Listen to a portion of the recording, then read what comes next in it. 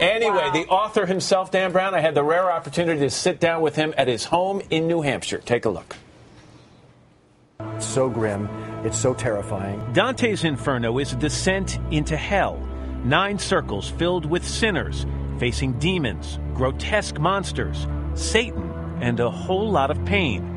This 14th century classic is a perfect fit for one of the 21st century's most successful authors. So Langdon's back. He's cracking codes. He's going through museums. He's checking out masterpieces.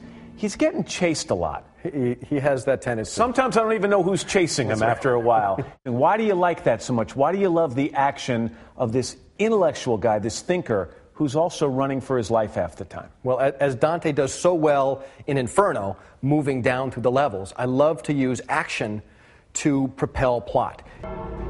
With Inferno, Robert Langdon returns to familiar territory. Back once again in Italy, this time in Florence, solving mysterious clues found in great works of art from the Renaissance, trying to stop an evil villain who threatens mankind. Dan, the villain in this book is a transhumanist. Now, I'll be honest with you, I Googled it, all right? But for people who haven't, what is a transhumanist? Okay, well, transhumanism is the ethics and science of using things like biological and genetic engineering to transform our bodies and make us a more powerful species. Brown says it is a controversial science he's been interested in for years, and not shying away from further controversy, Brown's villain also fears a growing world population. In the last 85 years, our population has tripled, and we add 200,000 new people every day. And in this novel, the villain is concerned about this, and he's also a Dante fanatic. And some of his visions of the future parallel Dante's visions of hell. The author spent 2 years researching Inferno, taking many trips to Florence, an ancient city known for its culture of secrets. We came up the stairs, we came around this way. Can we also get out this way? On one trip, Brown slipped unnoticed into Dante's church. Legend has it that Beatrice is buried there. She was Dante's muse and unrequited love. It is tradition to leave letters at her tomb, seeking help with romance. My unrequited love was really to write this novel. And I did write a note, singing me muse and through me tell a story of a man versed in symbols. I immediately recognized as a quote from Homer. Oh, you are a bright man. Yes, I'm sure. What does it mean? It's a petition in the same way that Homer was saying, listen, I've got to write the Odyssey. Sing in me muse and help me tell this story. I wrote a very similar note and put it in there, and a year and a half later had a novel. So who knows, maybe it's magic. When Brown returns home, it's to a place a lot like his novels. We get a rare glimpse into the colorful private world of Dan Brown. His New Hampshire home was built with secret doors and passageways at every turn. You will find me behind this painting. How do you get behind the painting? Well, it's very complicated. You have to come over here and press right here. And so it's a Dan Brown secret passageway. It's a secret passageway. At 7 a.m. when I'm working, I will choose to work in here. Brown calls his library the Fortress of Gratitude. It holds his books in more than 50 languages, as well as a few secrets. What did your architect think when you thought started? we were crazy. And I need about 4 or 5 secret passageways, There are 4 too. more in this room. And this what's one goes in there? outside.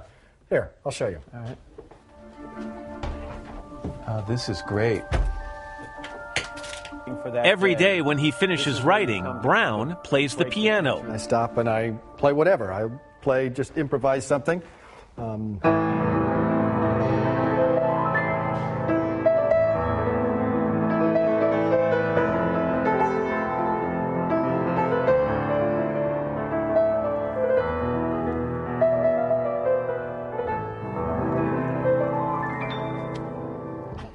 That's not chopsticks. That's pretty good. Is this one of your other passions? This is definitely one of my other passions. As passionate about masterpieces of music as he is about literature and art, and now this master of thrillers releases his 6th novel.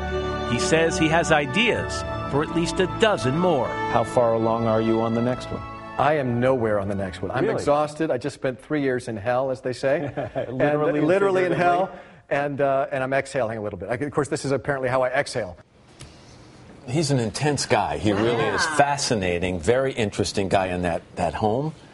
is a surprise at every turn. I mean, were you just feeling intimidated when he sits down and he's like playing the piano like that? It's crazy. I thought he was going to, hammer out something like, like an old Beatles song. The guy goes crazy. But Not that he needs more to do, but he could go on tour reading and playing piano. Yeah. You talk about when he releases a book, the phenomenon. He's going to appear at Avery Fisher Hall here at Lincoln Center tomorrow night. 2,000 people are coming from around the country just to listen to him talk. And you know what I learned this morning? I was going to say, like, Dante really loved Beatrice, kind of like how you love hash browns. Because you devastated this plate of hash browns. There's one left. You eat two. I was going to say, Al had a half of one. These are good, thanks to whoever went and got those things. Again, Dan Brown's Inferno is out today.